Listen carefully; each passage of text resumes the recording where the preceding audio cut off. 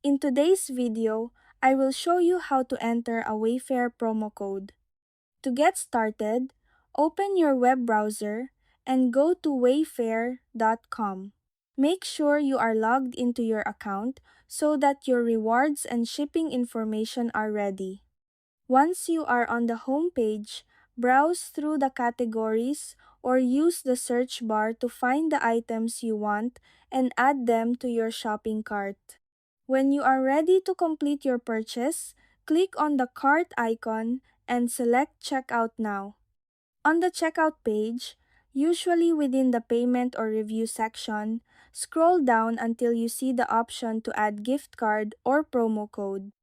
Click on this link to reveal the text field, enter your promo code exactly as it appears, and then click Apply. You will see the discount reflected in your order total immediately before you finalize your payment. And that's it. That's how you enter a Wayfair promo code. Thank you for watching.